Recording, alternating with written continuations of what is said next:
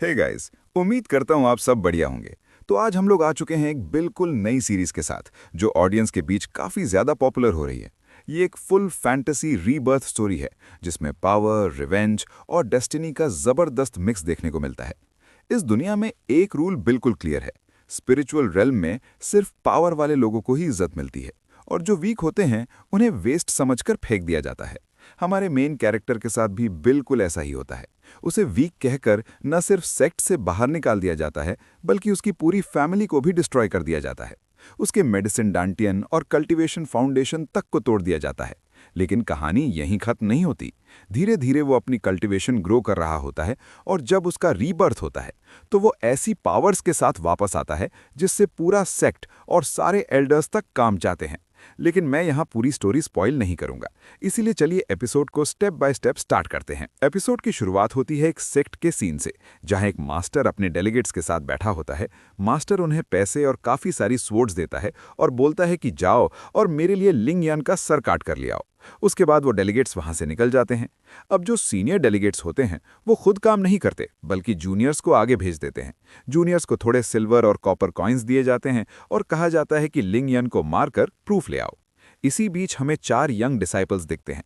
पहली बोलती है कि उसे सबसे पावरफुल सोर्ड्समैन बनना है। दूसरा बोलता है कि उसे एक सुंदर लड़की से शादी करनी है। तीसरी बोलती है कि वो पूरे सिटी के फ्रूट्स खाना चाहती है।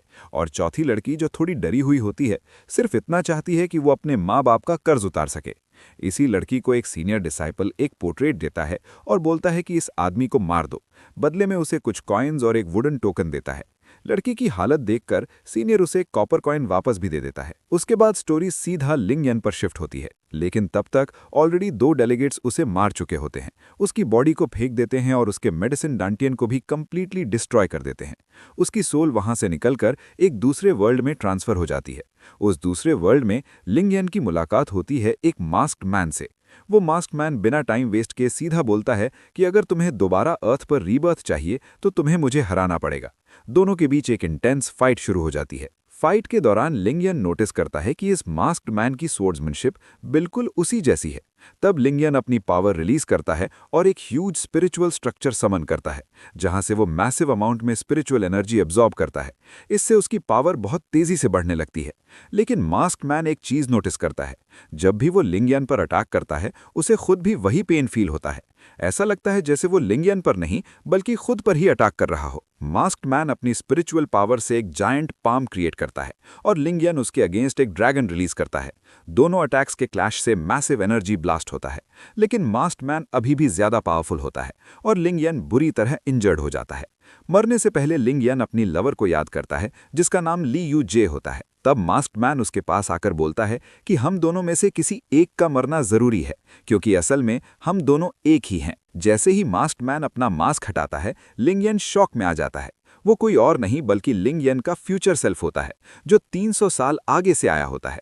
वो बताता है कि हेवन उसके एग्जिस्टेंस से डरता है, इसीलिए उसकी सोल को टॉर्चर के लिए ट्रैप कर दिया गया है। फ्यूचर लिंग यन कहता है कि अगर अपना फ्यूचर बदलना है तो पास्ट को चेंज करना पड़ेगा। इसी वजह से वो खुद यहाँ मरना चाहता है ताकि पास्ट वाला लिंग यन जिंदा रह सके और सब कुछ दोबारा स्टार्ट हो सके। आखिरकार फ्यूचर लिंग यन अपनी सारी पावर पास्ट लिंग यन के अंदर ट्रांसफर कर देता है और वैनिश हो जाता है। इसी मोमेंट हेवन फोर्सेस वहां अपीयर हो जाती हैं ताकि लिंग यन की सोल को ट्रैप कर सकें। लेकिन अब लिंग यन के पास लॉर्ड लेवल पावर आ चुकी होती है। वो अपनी एनर्जी रिलीज करता है, सारी चेन्स तोड़ देता है और एक जबरदस्त स्लैश से पूरा एरिया डिस्ट्रॉय कर देता है। उसके बाद वक्त पीछे की तरफ चलने लगता है। स्टोरी वापस उस मोमेंट पर आ जाती है जब लिंग यन को मारा गया था। 2 डिसाइपल्स नोटिस करते हैं कि इतनी बुरी कंडीशन के बाद भी लिंग यन जिंदा है। लालच में आकर वो उसकी बची कुची स्पिरिचुअल पावर एब्जॉर्ब करना चाहते हैं। लेकिन तभी लिंग यन की आंखें खुल जाती हैं और इस बार वो उन दोनों की स्पिरिचुअल पावर खुद एब्जॉर्ब कर लेता है। और यहीं पर एपिसोड एंड हो जाता है। अगर वीडियो पसंद आई हो तो चैनल को लाइक और सब्सक्राइब जरूर करना।